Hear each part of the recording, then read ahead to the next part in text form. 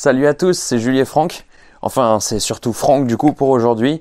Juste pour vous expliquer avant de commencer, cette vidéo est spécialement dédiée à la partie home gym, donc la partie sport uniquement. Et ayant beaucoup de projets en ce moment, Julie, elle s'est concentrée sur d'autres choses en même temps. Donc du coup, comme vous l'aurez compris, aujourd'hui on va parler uniquement des home gym et ça va être d'ailleurs une suite de 2 épisodes là-dessus.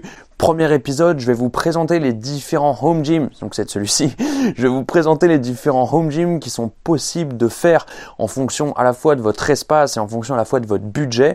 Et deuxième vidéo, je vais vous présenter du coup ce pourquoi nous on a opté, le matériel qu'on a et ce qu'on a dû mettre en place pour avoir un home gym fonctionnel. Avant de commencer tout ça, avant de parler plus des détails, on n'oublie pas, si vous aimez ce qu'on fait, si vous voulez nous soutenir, si vous voulez nous aider, c'est gratuit, c'est très simple. Il suffit de nous suivre, il suffit de vous abonner, il suffit d'activer la petite cloche. Quand vous voyez des choses passer que vous aimez particulièrement, n'hésitez pas à partager à vos proches, à partager aux gens qui pourraient être intéressés par ça. Sachez que c'est la manière la plus utile de nous aider, donc vraiment n'hésitez pas. Donc on commence tout de suite, comme je vous l'ai dit, on va parler en fonction des espaces et on va parler en fonction des budgets. Déjà on va catégoriser ça par espace parce que c'est souvent le plus limitant à la base. Première chose, on va imaginer que vous n'avez qu'un petit espace pour vous entraîner chez vous. Petit espace, petit budget, la première chose qu'on va trouver là-dedans et celle que je conseille le plus, qui pour moi c'est un petit peu le b.a.-ba du sportif, c'est le TRX, la sangle en suspension. Pour vous montrer, nous on en a même plusieurs des TRX, donc une fois rangé, ça prend cet espace-là. On appelle ça TRX, sachez que c'est une marque déposée, ça c'est bien sûr pas le modèle TRX qui est beaucoup plus onéreux, même s'il est mieux sous certaines formes, mais ça c'est le modèle que j'ai acheté chez Decathlon du coup, qui est ultra bien, qui est genre en termes rapport qualité-prix, j'ai rien à lui reprocher, il fait son taf, il m'a suivi dans tous les voyages que j'ai fait, dans toutes les vacances où je suis parti, franchement ça coûte 30 € du coup, ça prend cet espace-là une fois que c'est rangé, on peut l'attacher à des portes, à des fenêtres, on peut l'attacher à des barreaux, des rambardes, en extérieur, à des arbres, il y a vraiment pour moi pas mieux, on va dire, en termes de rapport qualité-prix. Et bien sûr, sur un entraînement sur du long terme pour des niveaux avancés, ça peut être limitant au bout d'un moment. Maintenant, entre l'espace et le coût que ça a, pour moi, il n'y a pas mieux pour un petit espace de travail et un petit budget. C'est tout simplement le TRX. Avec ce genre d'outils, bien sûr, on peut bosser absolument tous les groupes musculaires, on peut se donner beaucoup d'objectifs différents de travail. Je vous mettrai sûrement des vidéos à gauche à droite ou des photos de moi de m'entraînant avec un TRX. Et c'est le feu, ça rentre dans un sac à dos, ça rentre dans un meuble, dans un tiroir, dans tout quoi, c'est ultra simple à ranger. On continue dans les petits espaces et cette fois on va attaquer petit espace pour un budget moyen.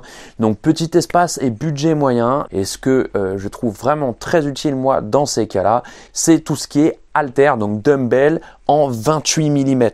Alors le 28 mm pourquoi? Parce que ça a été vendu à tout le monde, donc il y en a énormément en circulation, il y en a énormément par exemple en vente en occasion, et donc 28 mm c'est ultra utile pour par exemple trouver des poids en plus, des poids plus spécifiques. Il y en a tellement en circulation que ça va être ce qu'il y a de plus simple à trouver. Surtout que en ce moment on subit des ruptures de stock dans tous les sens dans le milieu du fitness parce que c'est confiné dans l'ensemble du monde, et donc c'est ce qu'il y a, ce que vous avez le plus de chances de pouvoir trouver, c'est du 28 mm. Donc, le seul truc sur lequel il faut faire attention, vous pouvez tout acheter d'occasion, tout acheter même des disques rouillés, des disques défoncés, on s'en fout tant qu'ils pèsent leur poids de toute façon. Ce qui va être vraiment très important, ça va être les blocs disques. Vous voyez, les colliers que vous mettez au bout de vos barres, ça, il va falloir trouver de la bonne qualité parce qu'il y a des mouvements où on va avoir justement la possibilité que les poids glissent et les poids pousse les blocs disques, et donc dans ce cas-là, souvent c'est assez limitant quand on a des blocs disques standards ou des blocs disques de qualité médiocre. Donc en gros, ça coûte pas très très cher, c'est un budget moyen. Par exemple, une paire de 10 kg, donc 10 kg par main, ça va vous coûter une quarantaine d'euros environ. Le double, 20 kg, 80 € environ. C'est environ ces ordres de prix-là, et là je vous parle de neuf si vous arrivez à en trouver bien sûr, et en occasion, vous pouvez réussir à trouver moins cher que ça encore. Pour moi, c'est un des trucs top parce qu'on peut absolument tout bosser, ça correspond à tous les objectifs, ça correspond à tous les cas de figure, et c'est quelque chose qui, une fois rangé, vous avez une pile de disques, une barre posée à côté, ça prend très peu d'espace, et même pour s'entraîner aussi. Du coup, franchement, top les haltères de 28, si on veut un rapport qualité, espace, prix, vraiment bien. On reste encore dans les petits espaces, mais cette fois-ci, on va se diriger vers les gros budgets. Donc, on va garder, pour moi, petit espace, ça rime forcément avec petit matériel. On va rester dans les dumbbells et là, on va aller chercher du côté Power Blocks. Power Blocks, c'est des petites haltères modulables. Donc, en fait, sur la même haltère, on peut venir sélectionner le poids qu'il y a dessus. Et donc, ça prend vraiment très peu d'espace, ça prend la taille de vos 2 haltères et à chaque série, il suffit en un cran, ça dure 1 seconde à faire, de faire glisser le sélecteur pour changer la charge que vous avez en utilisation. Donc ça, c'est absolument top et dans la fonctionnalité et dans l'espace que ça vous prend. Maintenant, le gros souci de Power Blocks, eh ben, c'est les sous. Ça coûte vraiment très cher une paire. Là, une paire, celle-ci, c'est quasiment les plus petites qu'ils proposent. Donc, c'est des Power Blocks qui montent jusqu'à 11 kg. C'est sélectionnable. Ça doit être par incrément de 1,5, quelque chose comme ça. Donc, ces Power Blocks-ci, la paire vous coûtera 200 €. Donc, c'est un réel investissement d'un côté. Mais d'un autre côté, c'est à la fois extrêmement pratique et à la fois extrêmement pratique, en fait. C'est vraiment très sympa. Par exemple, Julie et moi, c'est ce qu'on a amené en Italie avec nous, ainsi qu'un TRX, pour pouvoir nous entraîner et une kettlebell aussi pour pouvoir nous entraîner pendant notre road trip. Donc pour la suite, on va sortir des petits espaces et on va rentrer dans les moyens voire grands espaces.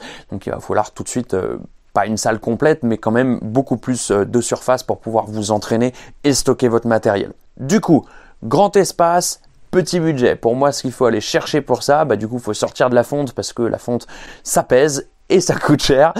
Il faut se rapprocher du coup du poids de corps. Et si on a un grand espace et un petit budget, quoi de mieux qu'avoir l'ensemble de ce qu'il vous faut pour travailler au poids de corps. Pour moi, on en a déjà parlé tout à l'heure, la Sang TRX, très intéressante parce qu'elle est polyvalente au possible.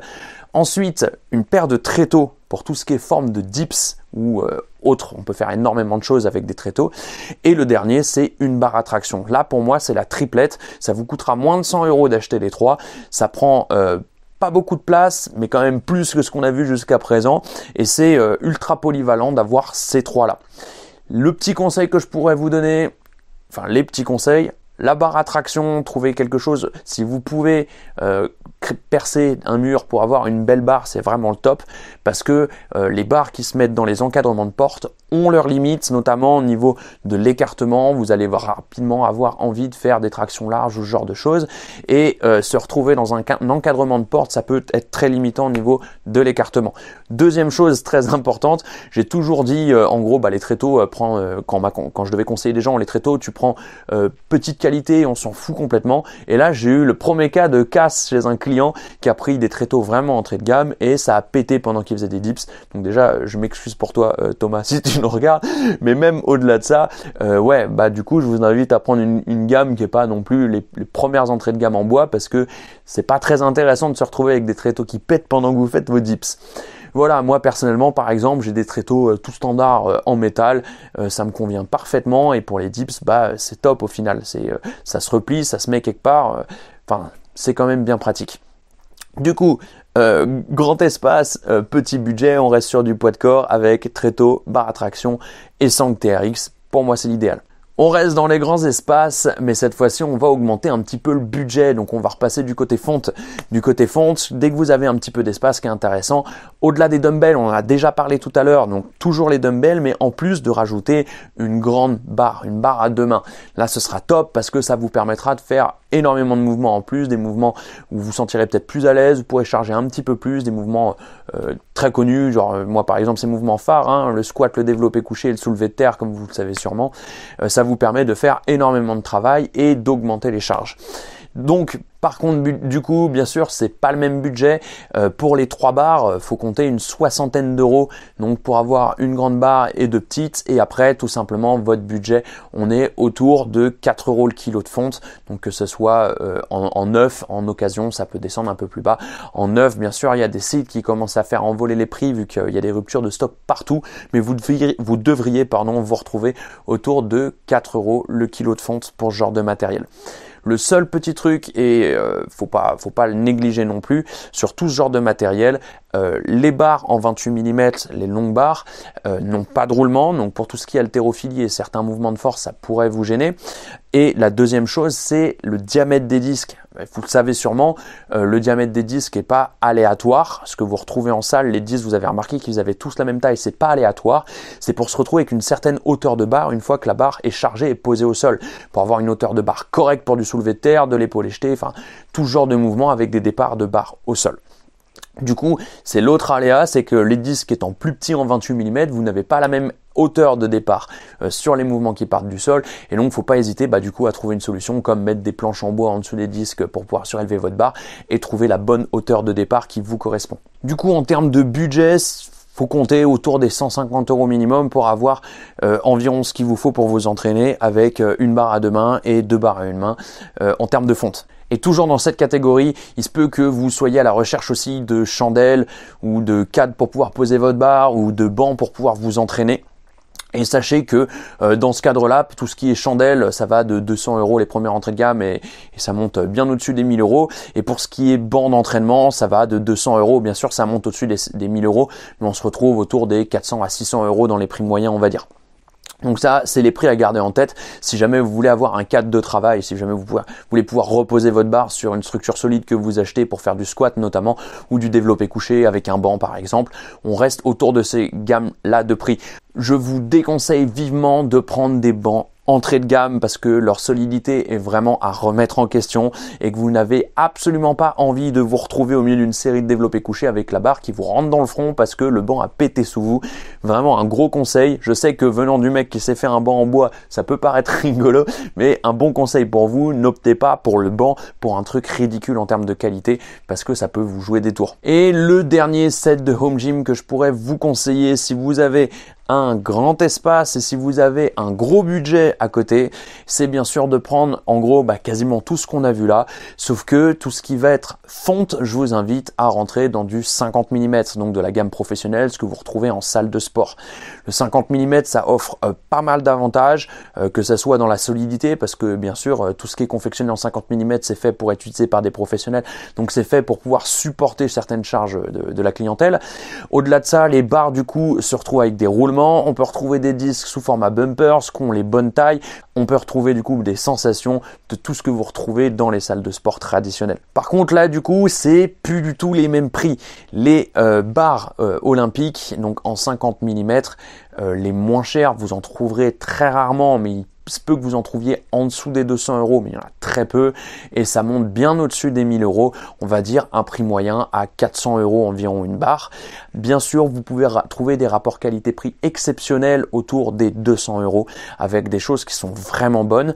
Par contre, si vous voulez de la qualité, donc c'est notamment au niveau des roulements que ça se joue, sachez que ce qui va faire varier une barre, c'est en gros sa résistance. Sa résistance non pas à la cassure, si, il y a le poids total, mais aussi les barres sont plus ou moins flexibles. La flexibilité de la barre, vous pouvez la sélectionner et là ça dépend des mouvements que vous voulez faire. On rentre un peu dans le très spécifique, mais des barres plus flexibles pour certaines fédérations, notamment en soulevé de terre. Il y a des barres flexibles aussi pour l'haltérophilie.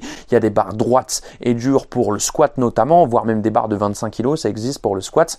Enfin bon, ça ce sont les critères de sélection de la barre, mais quand vous montez en gamme de prix, souvent ce qui va monter aussi, c'est la qualité des roulements. Et là, on va se retrouver surtout les gens qui vont chercher à avoir des grosses qualités de roulement, notamment les benchers de haut niveau, les haltérophiles de haut niveau, tout ce qui pourrait être vraiment gêné, voire que ça soit dangereux d'avoir un roulement un petit peu grippé, un roulement qui ne fonctionne pas avec des grosses charges notamment. Donc les barres de 200 à plus de 1000 €.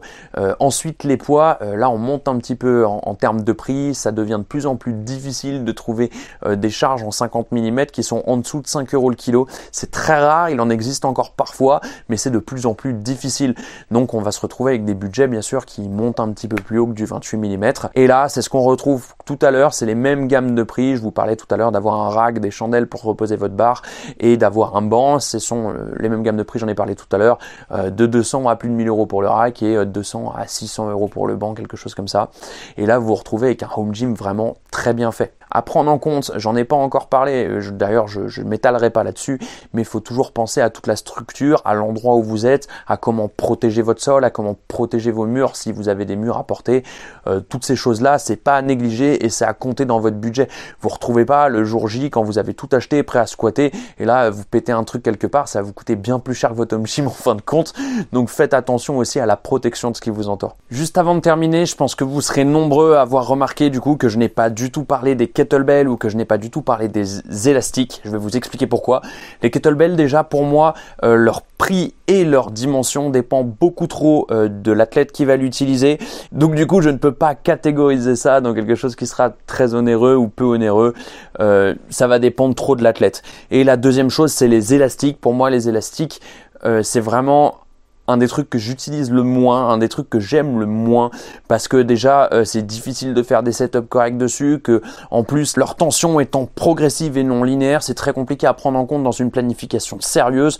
Moi je trouve ça utile dans un échauffement, je trouve ça utile peut-être en supplément d'autres choses dans une planification, mais s'entraîner qu'autour des élastiques, vraiment c'est quelque chose que je n'aime pas du tout. Bon, on a fait le tour des home gym que je peux vous proposer en fonction de votre budget et en fonction de votre espace.